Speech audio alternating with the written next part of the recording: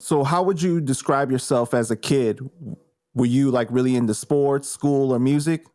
I was mainly in a lot of sports, basketball team, football, and mainly everything that the average teenage boy would go to.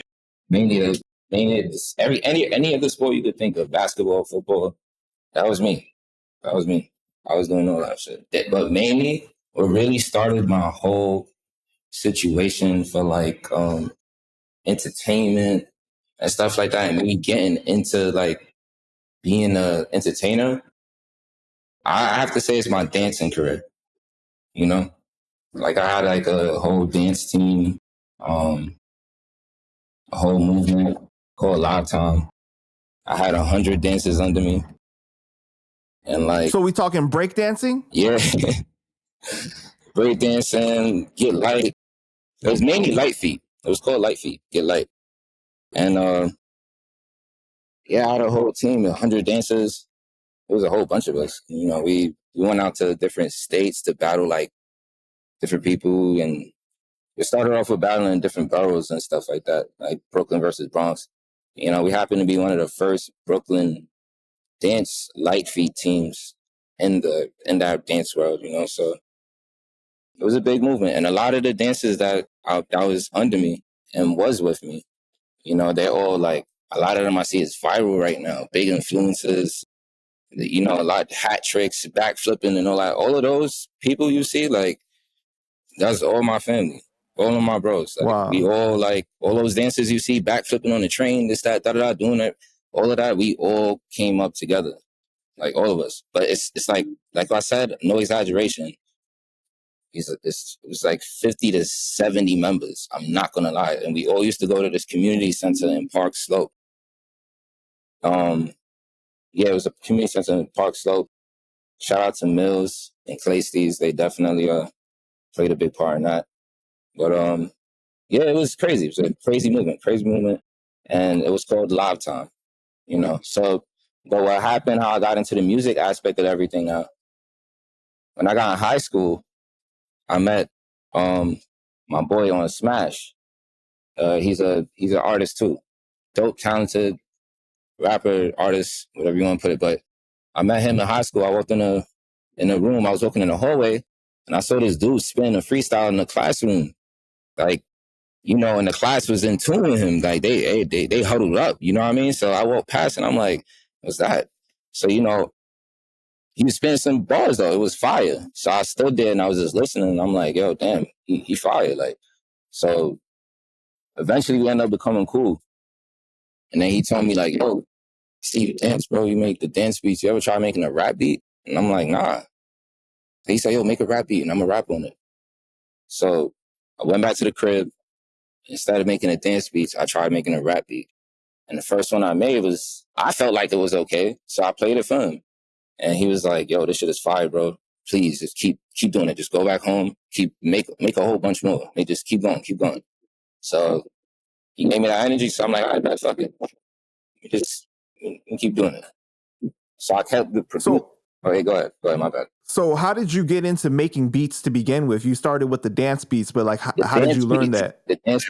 So because we had the dance team going, like there was other dancers in the Bronx that knew how to produce.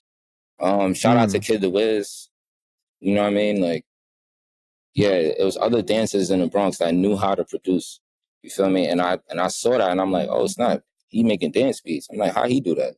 So I go research the program, find out it's called FL Studio. Yeah, I started doing my thing with the program. I ain't gonna lie. Like, it was frustrating at first. I didn't know what the hell I was doing. So I kind of gave up on it for like, after 3 months. And I came back to it like 4 months later. I'm like, nah, I'm gonna just try and do it again. But I really locked in this time and tried it, and it worked out. And we started dancing to the beats that I was making on the train. So we had a little routine. Every day, 8 o'clock, we all huddle up at Broadway Junction in New York, in the train station. We all huddle up there, and we'll ride the A line, the A train, all the way up to Manhattan. like every day, and we wouldn't stop until like it would be like 8 to 5 p.m. Sometimes not. We'll go like hours and be up there. We'll definitely be done by like 9 for sure, 10 or something. Like, you know, because we be tired. That's all day. But that was the hustle. That's what I was doing every day up until I got into music. That was my like, you know what I mean? I was like that. So, So was this like pre-YouTube or post-YouTube? No. This is on YouTube. It's all there. You can look up. Oh, it's all on YouTube. It's all on YouTube. So y'all gonna die laughing when I see this shit though. But listen, I was so yeah. Go ahead. But the production though, you learned from watching YouTube videos, or like you just played with it until like you realized like how to do it? I tried to watch YouTube videos. Honestly, I did. I tried to watch YouTube videos, but they somehow managed to never help me. So I just resorted to, let me just figure this shit out myself. And that shit was frustrating. But once I got one pattern and a bar to connect on the beat, and I heard it didn't sound off beat, I was like, oh shit, I think I did it. Like, I bet this is it.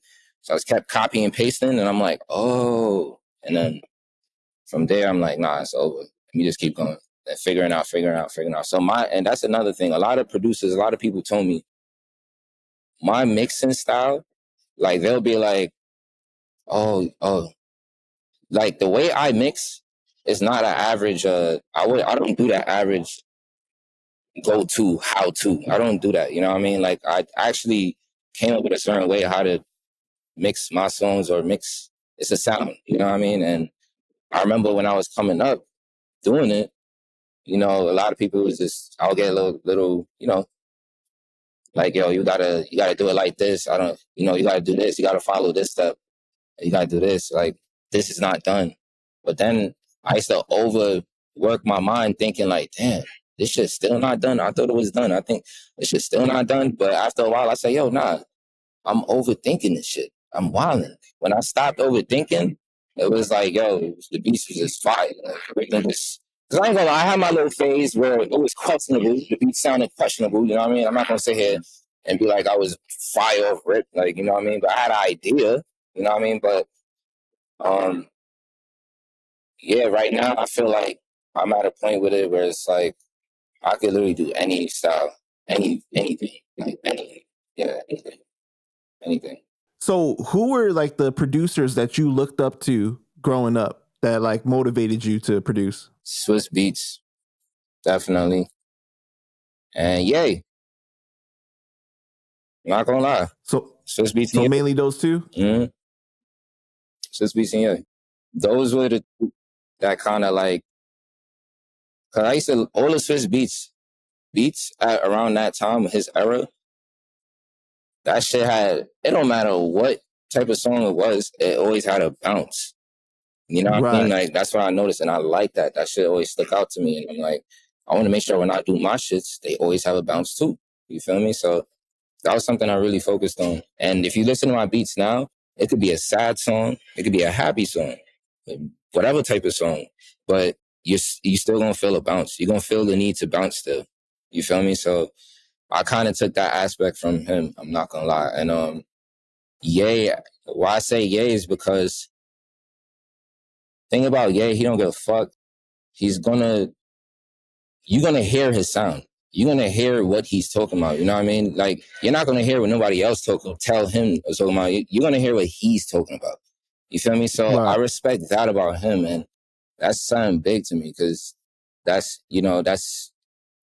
pure right there. That's like, you know what I mean? It's original. I don't know how it's explained. It's like very original. It's unorthodox. Yeah, you know what I mean? The way that he does it, yeah. Yeah, you know, so I really commend that. And the fact that he's an artist too, you know what I mean? He dropped music too. He does albums too and stuff like that, him being a producer. So that's why I say yay too, because I'm an artist myself. You know what I mean? And even though I'm not going to sit here and just rap on all my beats, sometimes I'm gonna, somebody else beat or something too. So yeah, I'm a artist too. You know? So I'll be looking at that too, and I'll be like, okay, yeah. So I know I'm not bugging it. I know I could make beats and make songs too. I'm not tripping, you know.